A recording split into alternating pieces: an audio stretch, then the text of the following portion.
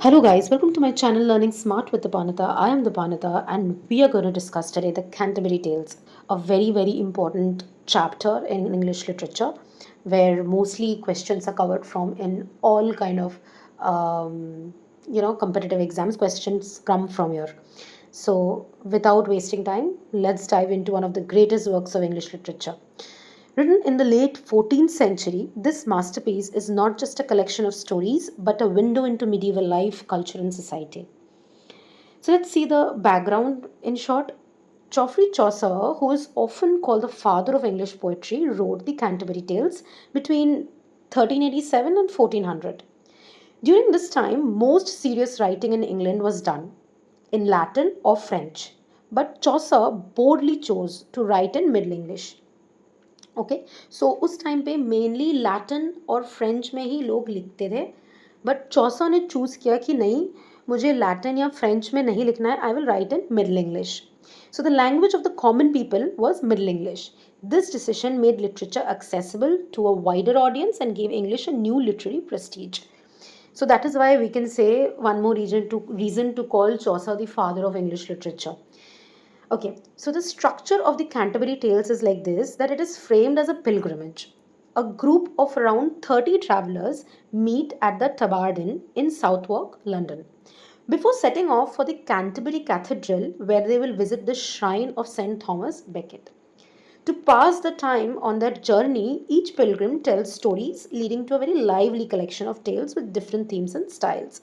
So, now let me tell you a little bit more in detail that basically Canterbury Tales जो है वो pilgrimage जैसे हम लोग जाते हैं ना मक्का में या वृंदावन में जो हम लोग पिलग्रिमेज होते हैं होली जो पिलग्रिमेज करते हैं हम लोग वो उन लोगों ने डिसाइड किया including Chaucer there were 30 travellers okay all of them सब मिलके टबार्ड इन में मिले जो कि साउथ वॉक लंदन में है वहाँ से कैंटरबरी कैथेड्रल की तरफ निकलने से पहले वो लोग सेंट थॉमस बेकेट के जो श्राइन है वहाँ विजिट करेंगे so to pass the time in the journey Tabard इनका जो मालिक था उन्होंने बोला कि चलो एक इंटरेस्टिंग बनाता है विल डू वन थिंग कि हम लोग सब जाते वक्त 2 स्टोरी बोलेंगे पर पर्सन एंड आते वक्त 2 स्टोरी बोलेंगे और जिनका स्टोरी सबसे ज़्यादा इंटरेस्टिंग होगा उनको मैं अपने ये जो इन है या अपने जो ये होटल है जहाँ पे जो रेस्ट रूम था वहाँ पे हम फ्री मील देंगे so that is how the entire thing started okay so अलग अलग थीम्स थे अलग अलग स्टोरीज़ के देवर अलग अलग types of stories poems different kind of styles people used वो लोग जो उस वक्त का जो कल्चर था जो जिस तरीके से उस वक्त लोग उठते थे बैठते थे जो पॉलिटिक्स होती थी या कैसे टाइप के लोग थे पूरा उनके स्टोरीज़ में वो पूरी जो चीज़ें हैं वो सब कुछ बताया गया है दर्शाता है कि ऐसे ऐसा काइंड ऑफ कल्चर थे उसी के ऊपर बेस करके बेसिकली सबने स्टोरीज बोला है so now let's see some of the important pilgrims the knight The knight was a noble, honorable man and he represents the ideal of chivalry.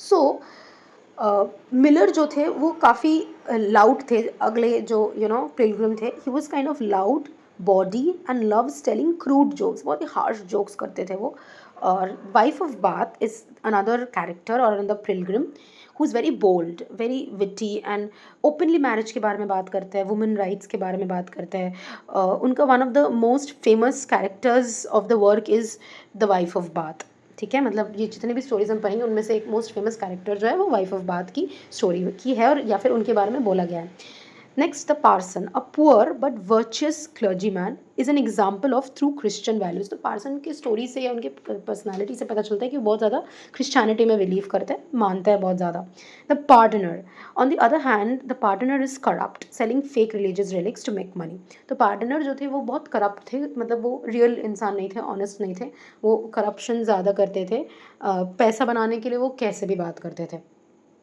He just new कि कैसे पैसा बनाना है कैसे एकदम चिकनी चुपड़ी बातें करके हमको चीज़ें अपनी how to make my work get done how to get my work done तो वही उनको पता था to make money that's it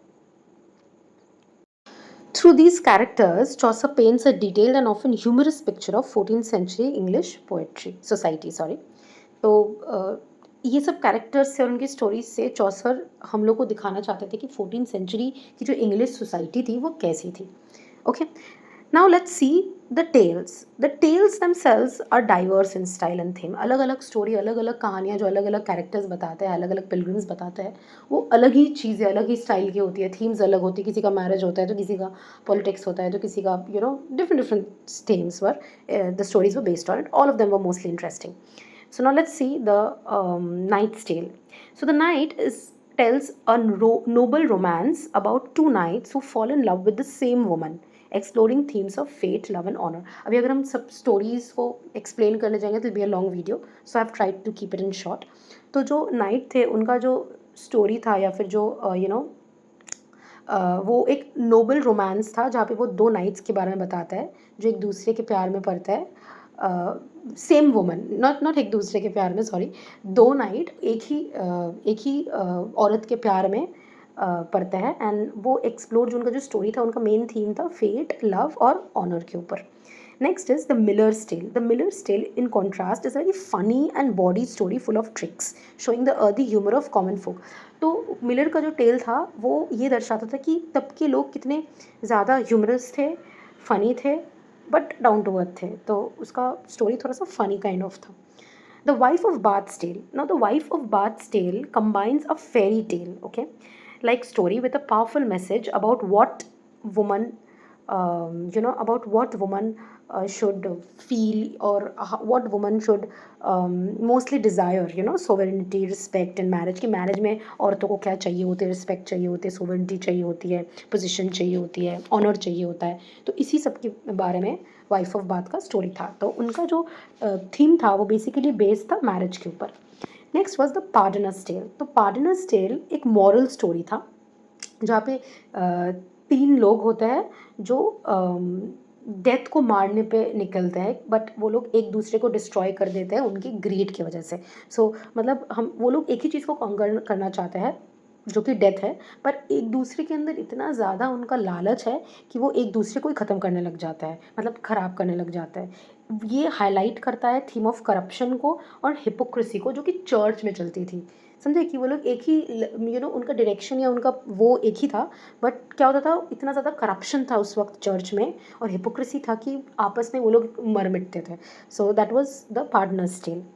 So these stories reflect not only entertainment but also the values, the conflicts and debates of the medieval world. उस वक्त जो सब चलता था चर्च में, जो पॉलिटिक्स चलती थी, लोगों के बीच में जो कॉन्फ्लिक्ट्स चलता था, जो डिबेट्स चलता था, लोगों के जो मॉरल वैल्यूज़ थे, स्टाइल थे, थिंक थॉट्स थे, तो वो सब कुछ इनकी स्टोरीज़ अगर हम पढ़ेंगे तो हमें पता चल जाएगा कि इंग्लिश सोसाइटी उस वक्त की कैसी थी.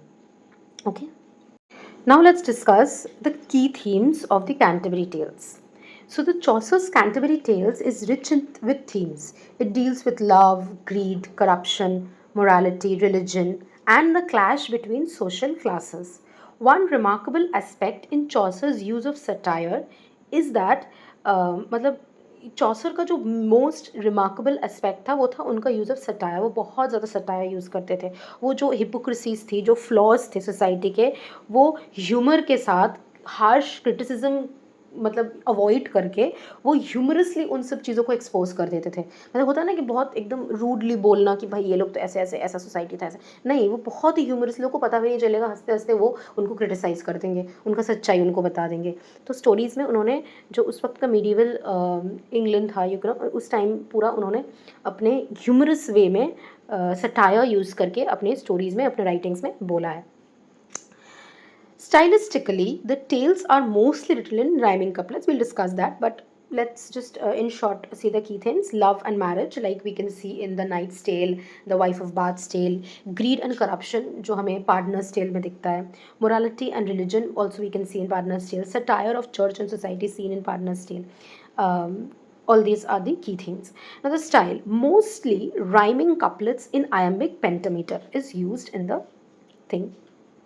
Blends humour with serious moral lesson. जैसे मैंने बोला, सीरियस बातें बोलते थे, मॉरल लेसन देते कि ऐसा होना चाहिए, ऐसा होना चाहिए, बट बहुत humorously. Okay. Satire exposes flaws of the society. वो सटायर यूज़ करते थे जो सोसाइटी के फ्लॉज थे उनको एक्सपोज करने के लिए, which was also a very very good technique to not be cruel, not be rude, but tell the truth.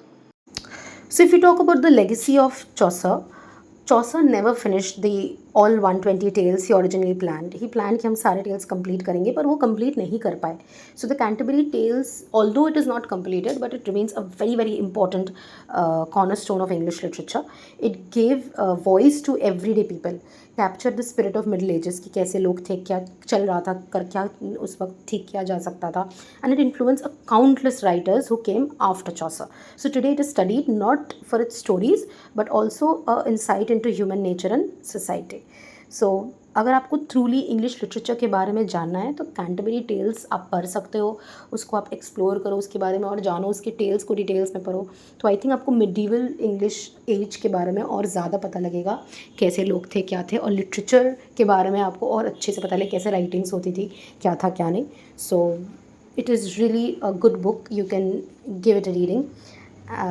So if you like this video, please do like, subscribe my channel, and stay connected for more videos like this. I will try to explain you more in a better way in future, and if any corrections required, please do write down in the comments, or if you have any question, I will answer to you. I have tried to keep this short, otherwise Canterbury Tales to explain karne jao, it will be very very long in details if I explain it to you. So I've tried to keep it short and crisp to the point, yet to tell you all the points that is needed. I have made one more video about Geoffrey Chaucer. You can go and check out that video too. It's on my channel, and there I have discussed about his life, his works, and the entire video is only about Geoffrey Chaucer.